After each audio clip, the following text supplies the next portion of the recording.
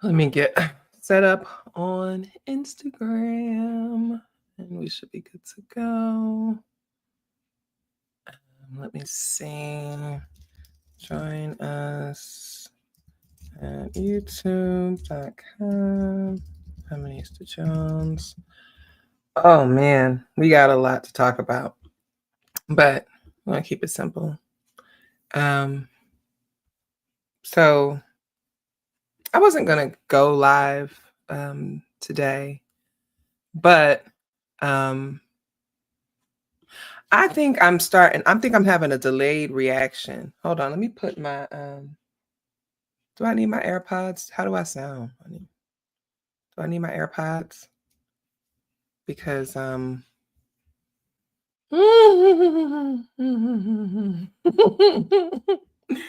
even know where they are.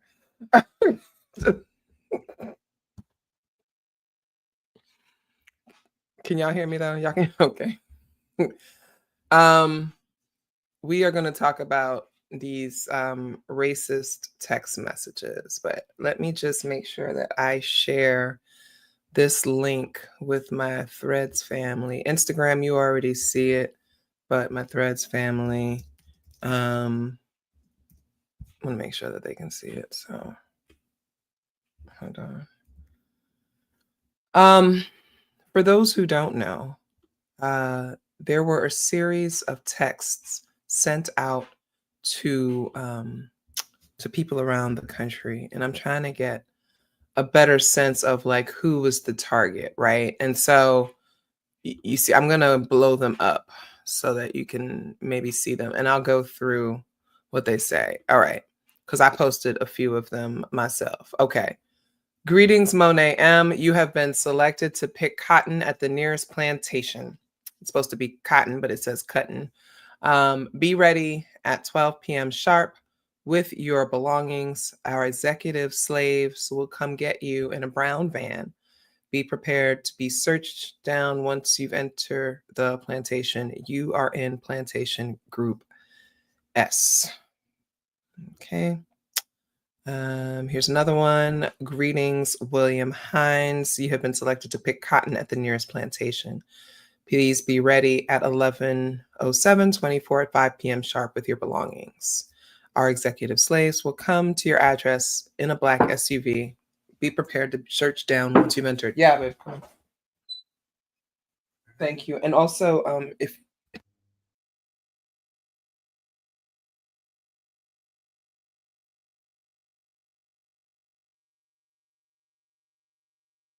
sorry, y'all. Then there was another one that I saw. Oh, here we go. This was Indiana University students. You've been selected to pick cotton at the Yuma Valley Plantation. Be ready at 12:30. Thank you. November 13th. So it's all different dates, right? So one says November 7th, one says November 13th, one says tomorrow.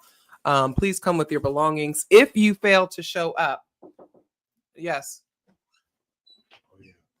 Hold on one second, y'all.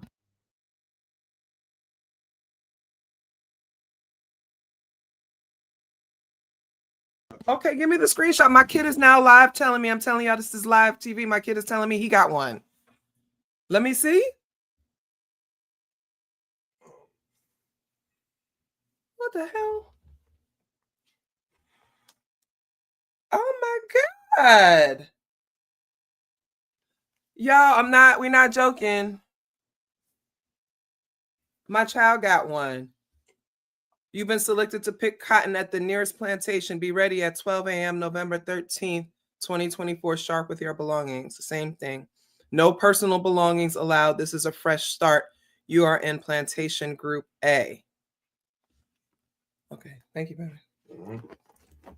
And it seems like they were sending it to students. I'm sorry.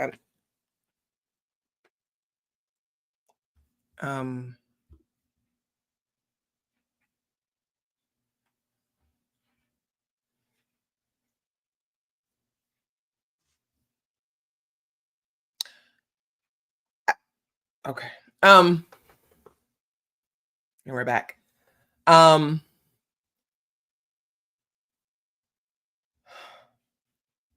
I think I'm having a bit of a delayed reaction in some ways. And I think it is because, as somebody who has experienced a lot of racialized trauma throughout my life, um, and just general trauma, I think that there's always this part of me that is like, okay, now what? I kind of always have this I'm ready to fight thing. And it could be in the areas, could be from New York, could be there's so many reasons why I could be that way, but I just have that.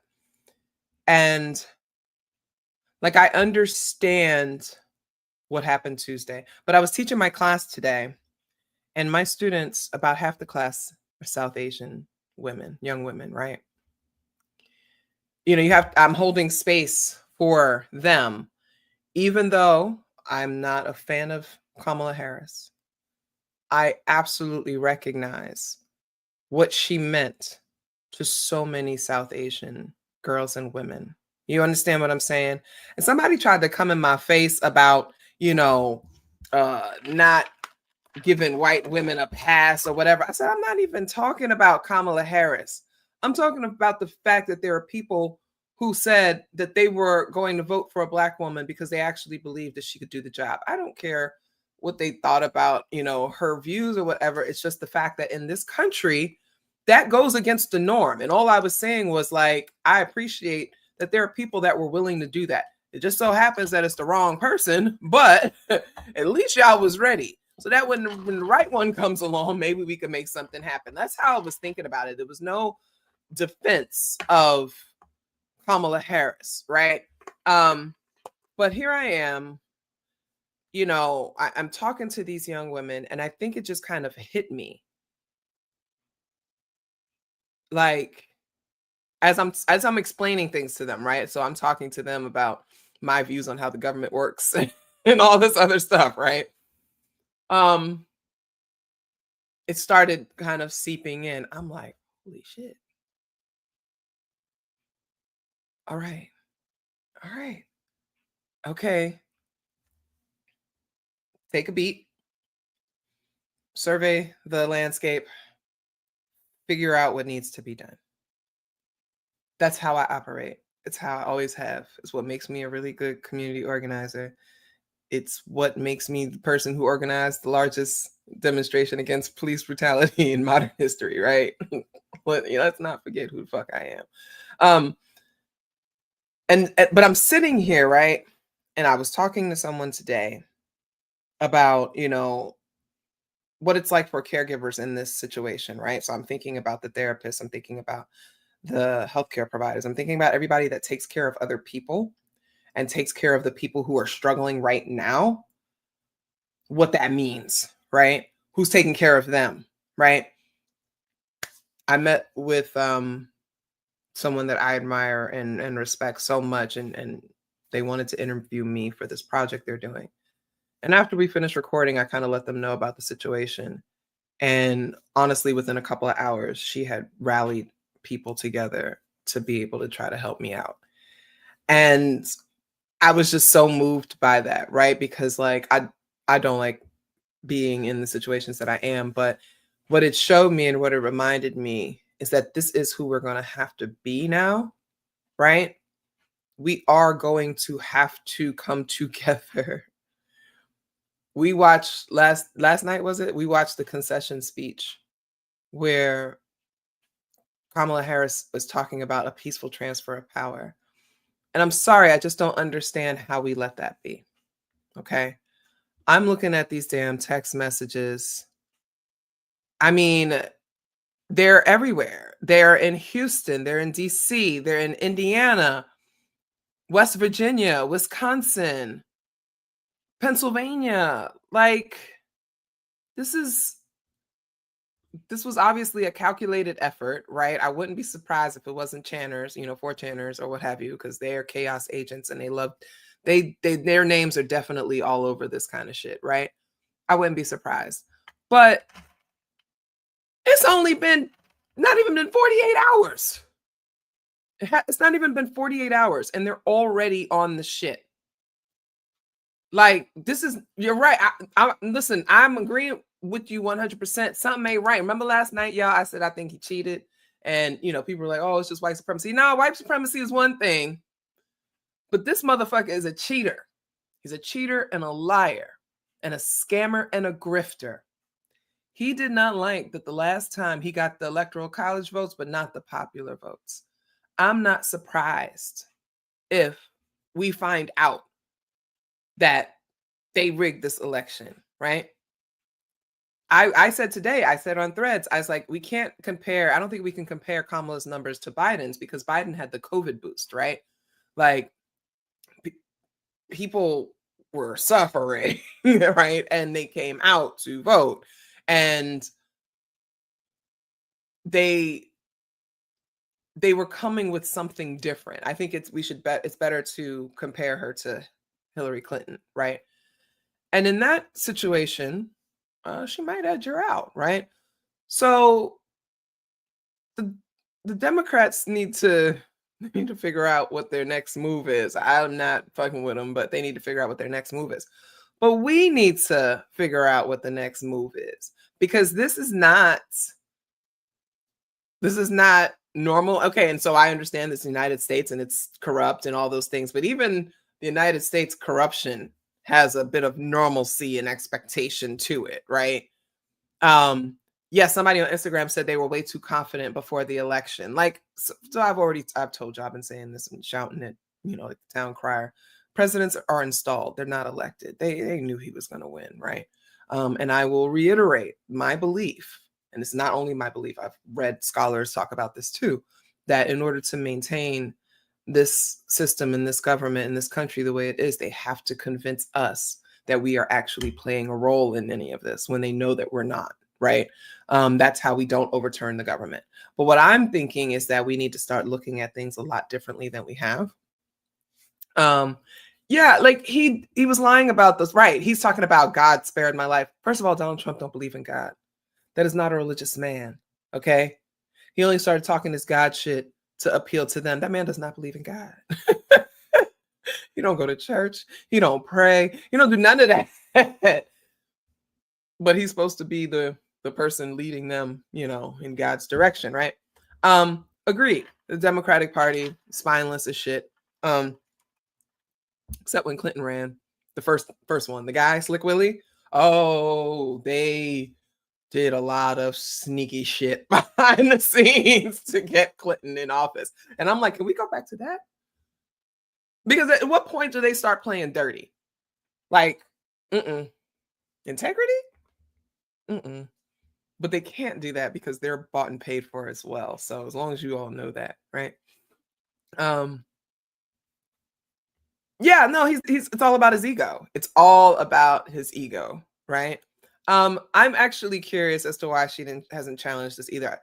Pennsylvania, they already knew there were ballot issues. Pacific Northwest, they were burning ballot boxes. Sorry, I don't care. Before the election night is over, if it's me, ACLU, what can we do about this? I'm a lawyer. If I'm a lawyer, I'm a lawyer, right? I'm challenging every single state that had ballot issues. Georgia, I don't care if I got them, just to be fair and consistent, okay? Washington State, Portland, definitely Pennsylvania.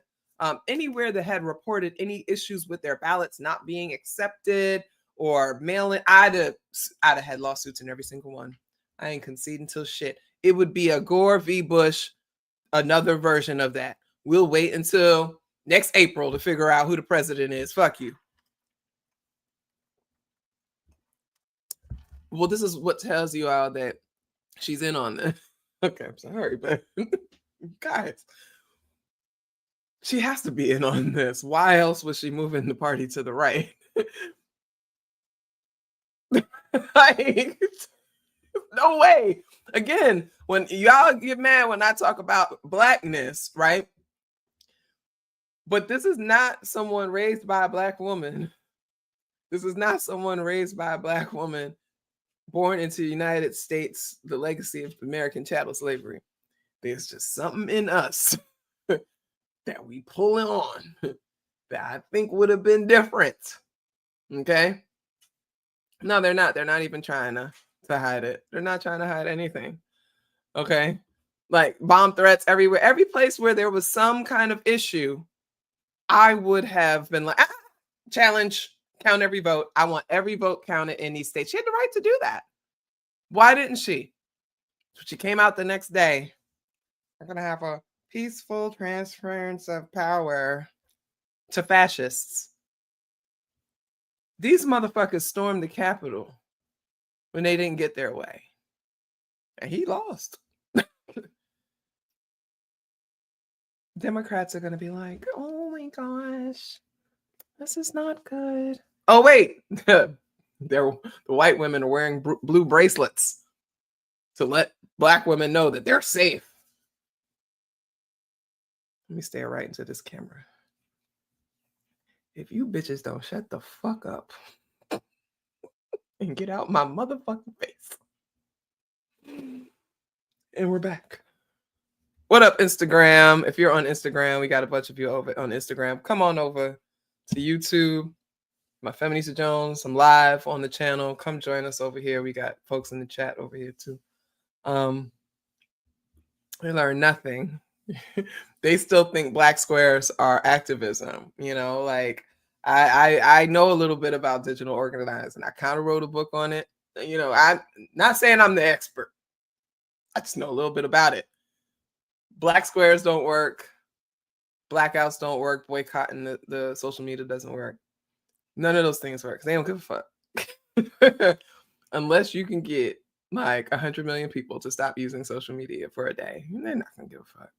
And even then, they don't care. You know, so no, that's real. First of all, if you need a blue bracelet to prove that you are safe, that means you ain't been doing shit to let the people in your world know that you are safe. By now, if anyone is questioning your safety to the point where you have to wear a blue bracelet, listen, lady, listen. I ain't got time for that. But anyway, let me see who's in the chat. Katie, what up? What up?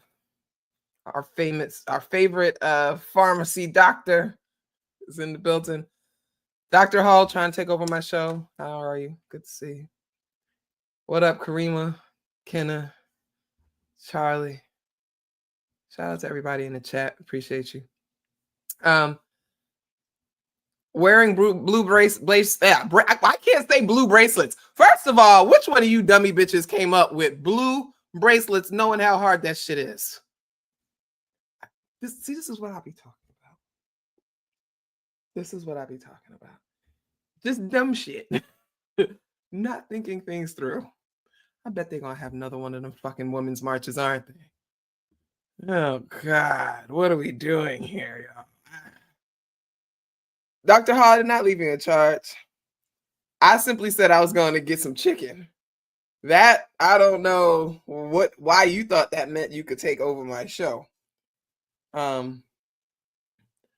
Yes, they were doing safety pins before, right? Yeah. Sorry, I had a headache. Shit was too tight. Yeah. He's still stuck on this idea that I didn't do it anyway. Dr. Hall is going to say I left him in charge. He already said that. Yeah. Okay. So that happened today. Hold on. There was something else I wanted to. Let's see. Hold on.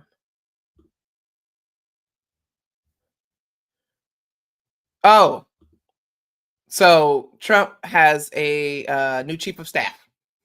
Let's think about this.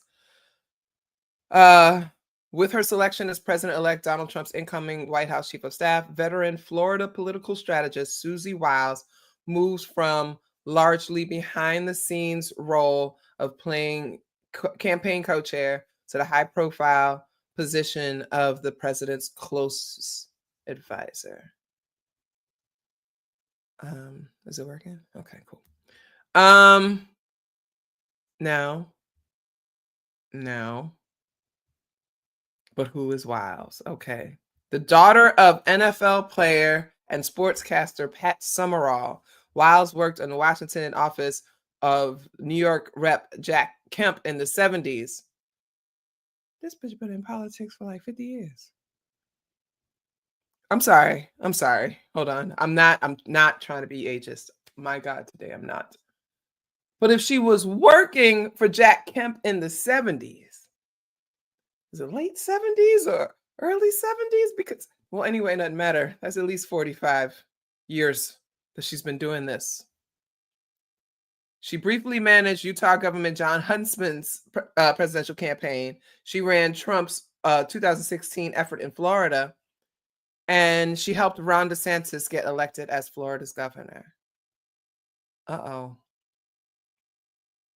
She led the campaign against DeSantis. God damn. Okay, so this woman, that's his new chief of staff, a Florida lady. Right. Who? Again, please understand, he is going to be greasing palms the entire time. This woman is out of Florida, was against DeSantis. I'm sure he made a deal with her back in the day. If you run me against DeSantis, if you beef with him, if you stop working with him, stop helping him out, I got a position for you. I'm fairly certain that's what happened, right? And so there's going to be a lot of these announcements. We're going to be hearing about people that we don't know their names, we don't know much of anything, but they're going to come. Yeah. Does anyone have a Xanax? Does anybody have a Xanax for Lucinda? What will she stay when they murk Trump?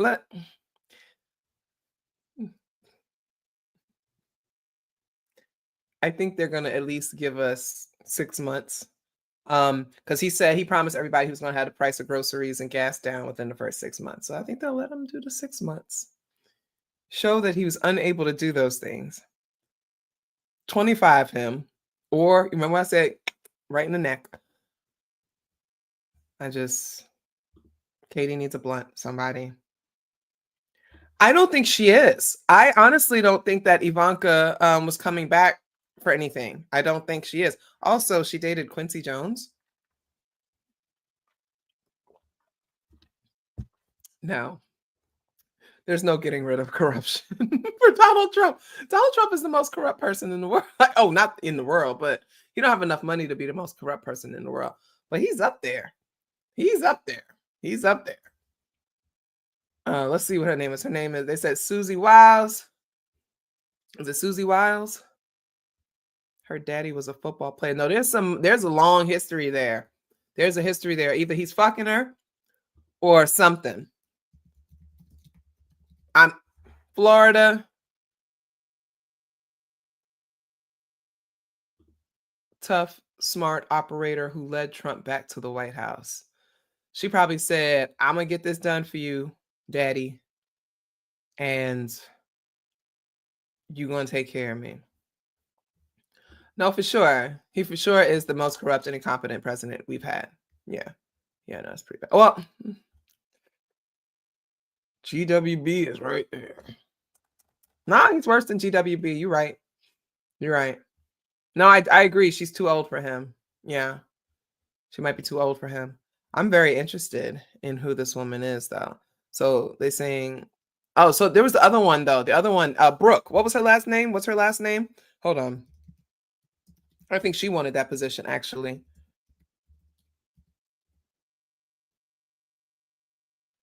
What's her name? Brooke Rollins. Ooh, y'all. Brooke Rollins. That's the one. Yeah, that's why I thought that was interesting, because it's supposed to be, here, let's share this one. It's supposed to be her, y'all. It's supposed to be Brooke Rollins. And okay, so let me get you the tea. Okay. So Brooke Rollins, I learned this from NPR. Brooke Rollins was leading, what's it called? The America First Policy Institute, right? They were functioning in a similar capacity to the Heritage Foundation, right? So remember how Trump was trying to say he ain't had nothing to do with Project 2025. I don't have nothing to do with that. Boom, boom, boom. You know why that happened? Because they have a plan and it was already made before him, before he had anything to do with it. Now, you know, Donald Trump is not going to accept people telling him what to do, which is the fatal flaw of this GOP, because that's what limited them last time. He fired people who tried to give him advice on what to do. Does anybody remember? I feel like, am I the only person who remembers the Trump presidency and how much of a failure it was? Okay. He tried to get things done for himself, and he had advisors all around him like, my nigga, you can't do this. We conservative too. We with you, bro. You can't do this. My nigga, you need to hire people. You have not, there's 1,400 vacant positions in your administration. You need to hire people. He's like, no, we don't need them. So there were people advising him, and he would just fire them. If they said something that he didn't like, they would fire, like he'd fire them, right? So that's his beef with the Heritage Foundation. Again, I have talked about Project 2025 at length. You all have seen the videos on Instagram if you want to scroll back or whatever. Those are smart people. I don't care what you think about what they're doing. They're smart, okay? If you go through, these are written by PhDs, expert lawyers, economists. They just happen to be conservative people, right? And so they're outlining these plans for how they want America to be, and they've been working on this for like decades now, right? Trump was like, nah, I'm good. Don't need your help. Thank you, though. Thanks for coming through. Don't need your help. Don't need you to tell me what to do. So the America First Policy Forum is created, right? And Brooke is at the helm, and she's swearing fidelity to him. See, the thing with the Heritage Foundation, it wasn't about him. If you read through it, they barely mention. Some people talk about him, but they say conservative leadership, the next conservative leader. It wasn't about him. For them, it's like whoever is in this, that's this is what the plan is going to be. He's like, you didn't even mention my name. So America First Policy Forum comes and they pledge fealty to this. They like, am I using the right word? Smart people, or is it fidelity? Did I say fidelity? Is it fealty? I think it's the same thing. Anyway, they're devoted to him. They are a Trump first thing, right? And so Brooke, I think if I recall correctly, she's coming out of Texas. This woman is pulling in moolah. She is getting money, big oil money. She got, what's the WWE bitch? What's her name? McMahon. What's her first name? Yes. The McMahon bitch. Got her to give them like $20 million. She gets these big oil people to give tens of millions of dollars. She is known for being like a fundraising hawk, right? So she's leading this, right? So let's go back to what they're saying. Conservative lawyer who ran domestic policy in the Trump administration is said to be under consideration, right? And I remember this. This is back in October. And they're saying what they would think of his appointing her as the chief of staff if he wins. And see, they think she would make a great one, that she's tall and she's got the look. What the fuck does her height and her look have to do? Oh my God, these people are useless. Why are we talking about her height? Okay. I'm tall. Somebody make me chief of a staff. No, it was Linda. It was Linda. Okay. She said that she had no conversations with him. She's focused on building the America First movement and making sure he wins. You know why? She's above him. So again, these people, he's this to them. He doesn't actually matter. But he decided to go with them, and they're the ones who put out his plan, right? You remember when Project 2025 came out earlier this year? It seemed to come out of nowhere. Everybody was like, oh my God, what is this? What is this? The Heritage Foundation put it out. It was published in April of 2023, y'all. That handbook was made. It came out April 2023. It had been out. They made us know about it because America First Policy Forum is coming, and they're beefing. And so Heritage Foundation is trying to be on top dog. So they're going to release this before the Policy Forum gets to release his plan. So it's beef. It's beef. If you on Patreon, I shared the link to the podcast with you, so go check that out. So that's why this was interesting to me. It may not be interesting to you, but it was interesting to me now that they're saying that Susie Wiles is in consideration, because that was supposed to be going to Brooke.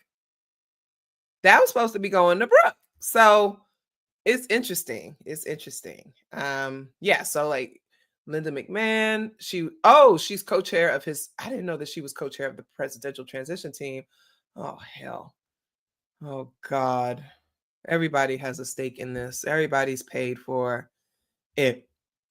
So no. Let's make this clear. Project 2025 is just a bound series of essays written by different policy folks out of this think tank, American Heritage Foundation. It's been around for decades. They have advised all the conservative leaders, but they have hit a bump in the road with Donald Trump, the man who does not like to be told what to do. See, the thing is that George W. Bush, George Herbert Walker Bush, Ronald Reagan, all those people could be told what to do. Remember, Ronald Reagan had a psychic leading the country, right?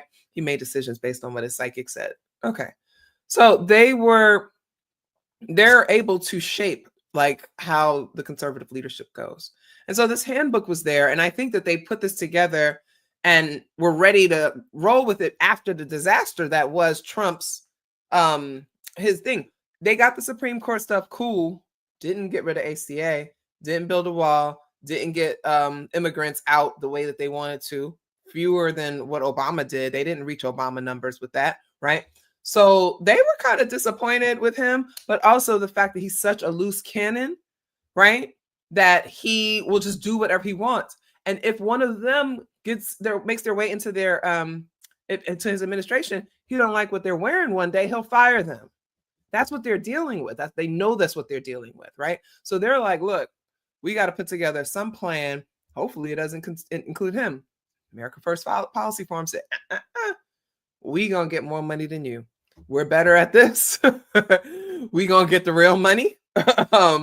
And we're gonna take care of this. And he leaned into them because they showed fealty, or he fucked Brooke. We have to always add that as a caveat, because there's always a possibility that Trump is fucking these women. Okay. That's what he does, right? Right. All of them they were puppets. He's not going to be anybody's puppet. That's why his businesses keep messing up, because he don't want to listen to nobody. He don't want to take advice from people who are smarter than him, who know better than him, who will say, hey, don't put $2 million over there. That ain't going to work. He's like, yes, it will. He don't want to listen. Okay. So, you said what? A lot of GOP voters won't believe Harris is in charge, but they will when they 25 him. Right. I mean, he's gone. I don't think he makes it past summer of 2025. I don't. It doesn't make sense. It doesn't make sense to them for everything that they've been planning to do, the way they want to steer this country. They picked JD Vance.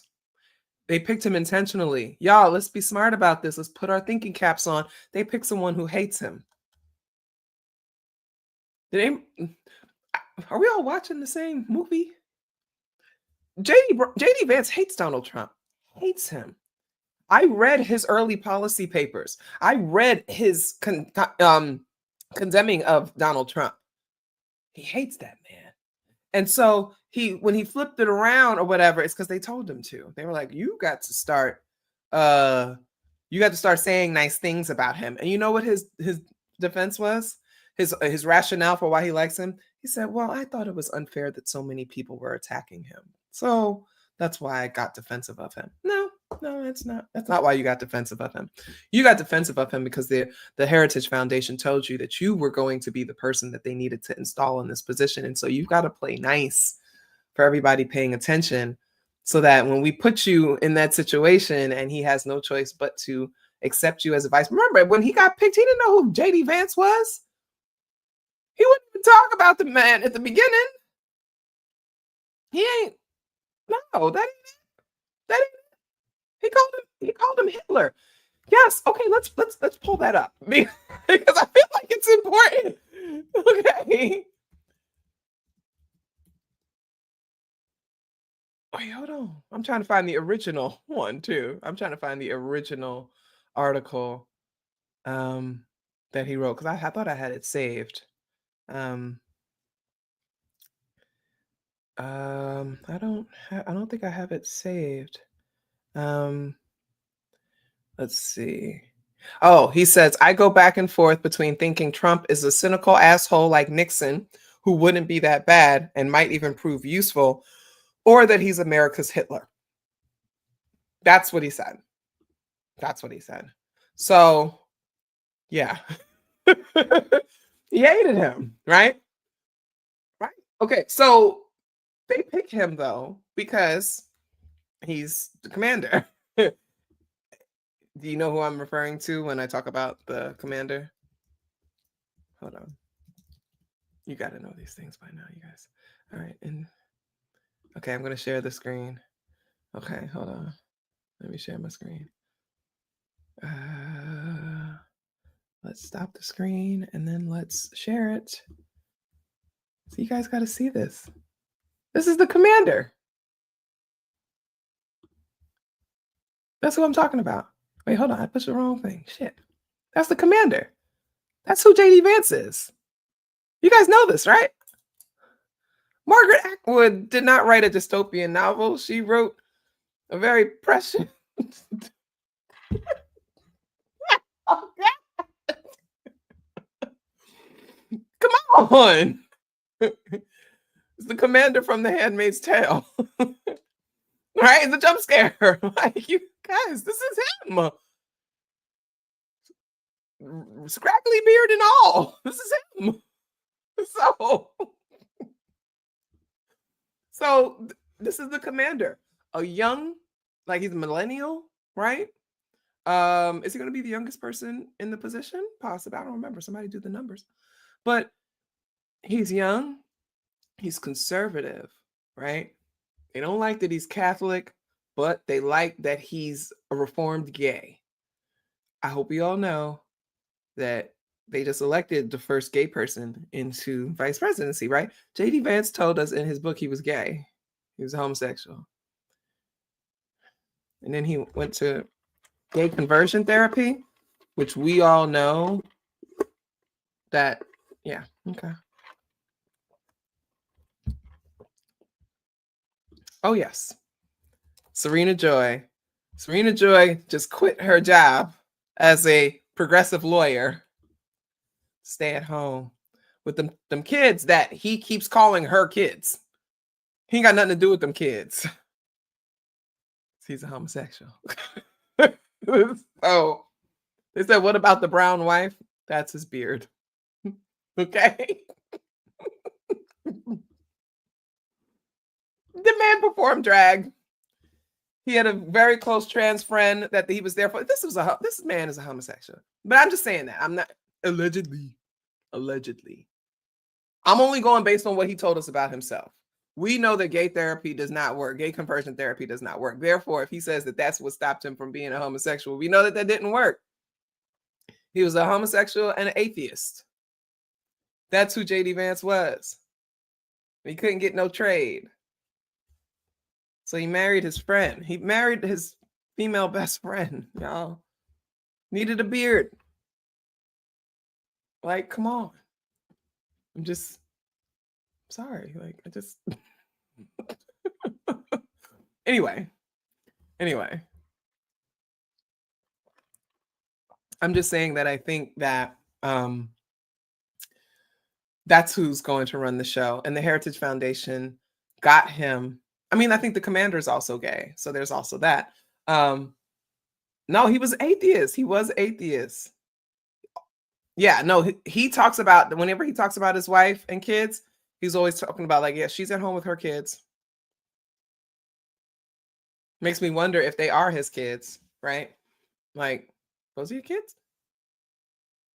Or did you use someone else? Oh, wow. Yeah. Yeah.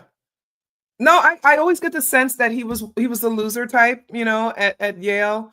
He probably felt out of place coming from, where he's coming from in the Midwest or what have you. Tried to trade it in and fit in with the Ivy League types. And they were probably like, nah, we would take you, but you corny. We don't like you. And so stop trying to distract me. So yeah, I don't know. So our first atheist ticket and a gay VP to gay POTUS. Okay, then yeah, that's exactly what is happening. We have two atheists about to lead the evangelical right movement into Christo fascism. Someone help me understand this. They always ask because they get on him about his wife. They don't like the fact that his wife is Indian. They're like, yeah, what about her? She's Hindu. Why is she not Christian? Like they get on him about that. He's like, well, no, she didn't. She didn't. She didn't convert, but we worked it out. And she takes her kids to. I'm just like, my God. No, they don't need to see it, right? So for them, I think they all kind of think of him in the same way too. They're not putting nothing behind Trump. They're putting what he represents. And he represents conservative leadership. He represents a path forward to what they want. Yeah, so. Yes. You guys. They're like the Antichrist. If I were to actually believe in any of that stuff, I'd say that Donald Trump is the Antichrist. Yeah. Yeah. It does. He gives them popularity. They've been feeling, 10 years ago, maybe 15, Christians started talking about they were oppressed in the United States. And I think this started happening after 9/11. They started feeling like somehow Christians were being oppressed, which is just ridiculous. And so actually, I've had students who have been like, yeah, I'm Christian and I'm not sure if I can talk about what? You all are still the majority, the overwhelming majority when it comes to faith in this, when it comes to religion in this country is Christian. Yeah. So, Tim Scott. Yeah. Tim Scott is also homosexual. And it's so interesting. There's these jokes. I probably shouldn't tell those jokes though. We're in mixed company. They're in mixed company. But it's related to queer Black people dating white people before they finally come out. Okay, I'm not going to say nothing else. Okay, anyway. It's like being with a white person is your final boss before you come out as gay, as a Black person. Anyway, we're back. We're not talking about that.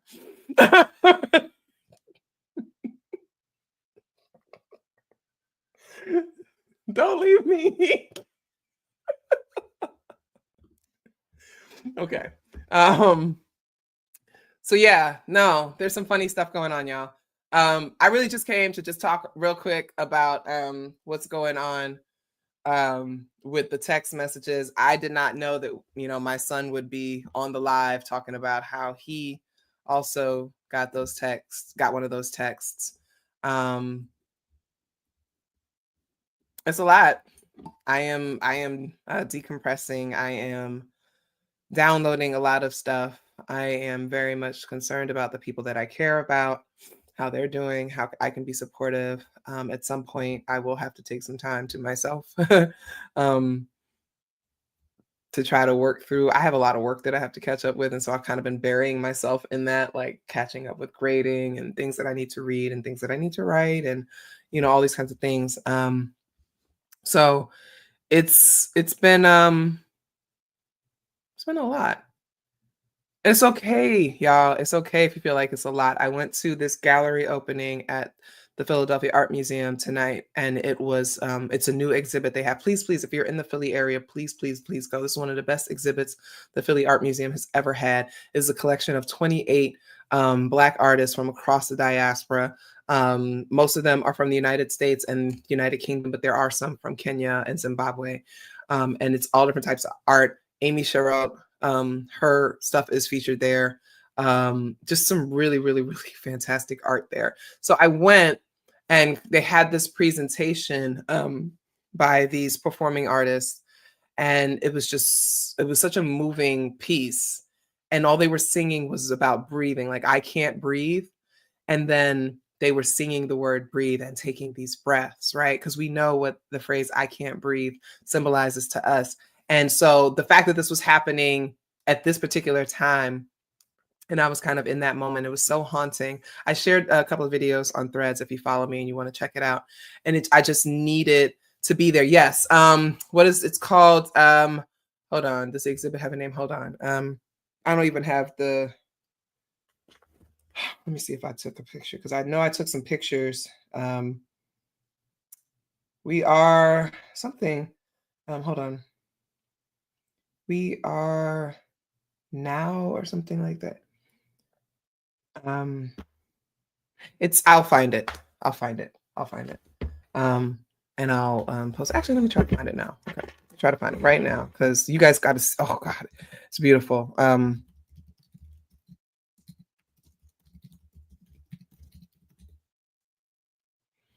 Here we go. It's called.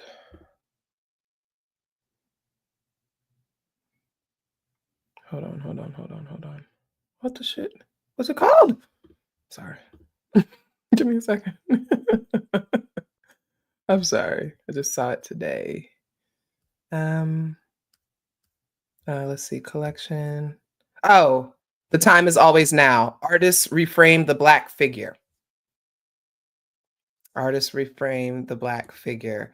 And um, it's just stunning. Hold on, let me see if I can present this so you see it real quick. The time is always now. Um, they're not going to put too many pictures on here. Oh, that sucks. Well, here's the gallery. Here's a sneak peek. So yeah, you've got Amy Sherrill. She's got a few pieces there. Kerry James Marshall, he's got several pieces and they are fantastic. Lorna Simpson, Jordan Castillo. There's some great pieces there. So I went to see that. That was fantastic and like very restorative. Like I was just like, okay. Kind of just like I needed that reminder that we're gonna be all right, you know. Things are gonna be a lot different. We may not be the all right that we're used to, but we're coming into something better. We're gonna be there. Yeah, it's there until February. The time is always now. Yeah, like please go if you can go see that. It was just, but I went to the opening tonight. I was invited by my friend Jumo Kedada, and you know, shout out to her for inviting me.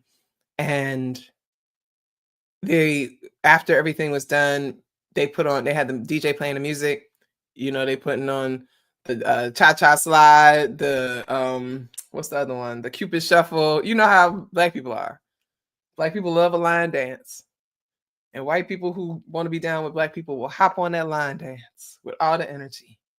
And the energy was flowing and it was beautiful because even in the face of all this, Black people dance. And that's just who we are. And that was just kind of like a reminder for me that like, this is who we are.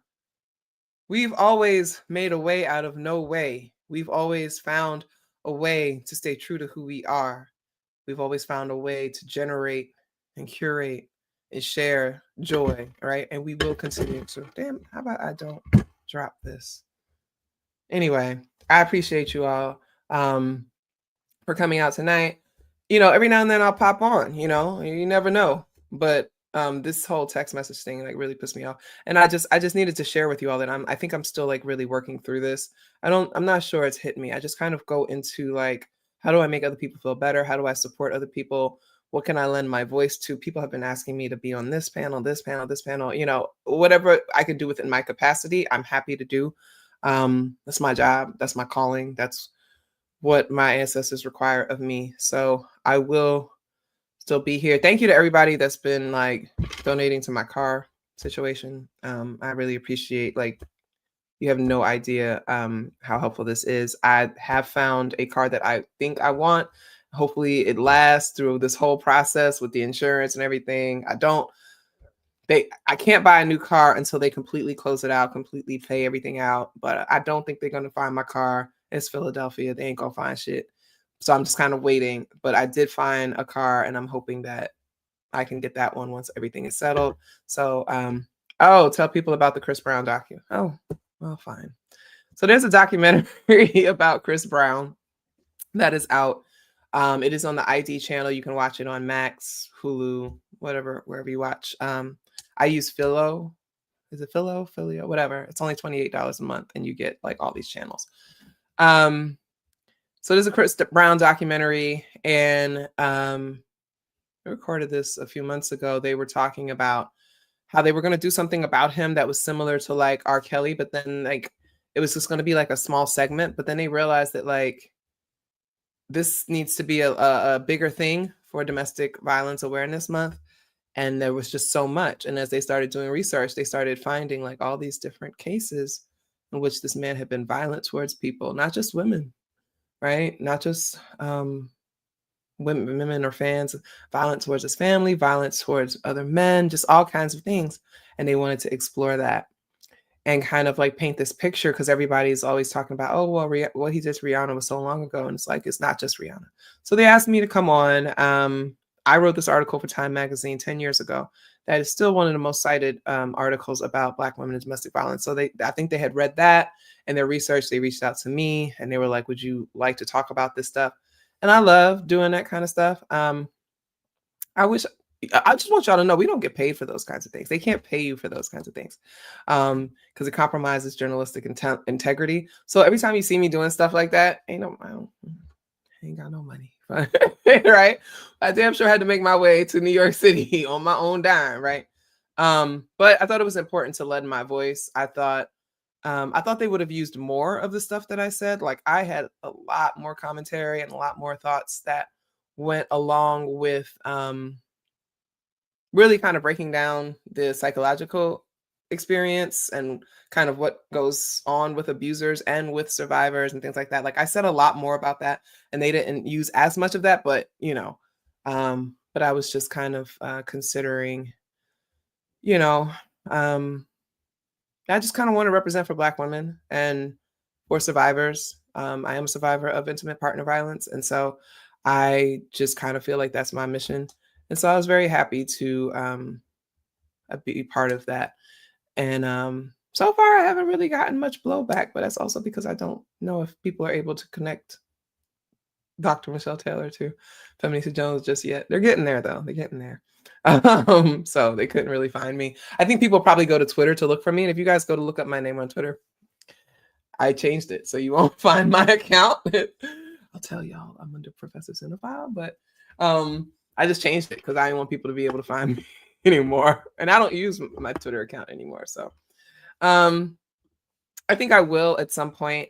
I was supposed to go with a friend tomorrow. She was going to a spa to celebrate herself. And I was just like, I just don't have the extra money for that right now. I have to get my car situation together. But I think at some point, once I get the car, once I get all the stuff, the registration, I'll, pay all the taxes, pay all these things that you have to pay that goes into getting a new car. If I have any money left over, I might just treat myself to the spa. So I just need a day to relax. I haven't been sleeping well. I definitely haven't been eating well. I've been drinking too much and spending a lot of time by myself. And that's probably not the best thing. But I think I'll be okay. So I appreciate you sharing concern about me in all of this. I love y'all. I appreciate y'all. And I will talk to y'all next time. Make sure you subscribe. Make sure you like the video, even on your way out. If you just like the video, it's always a good time. Thank you.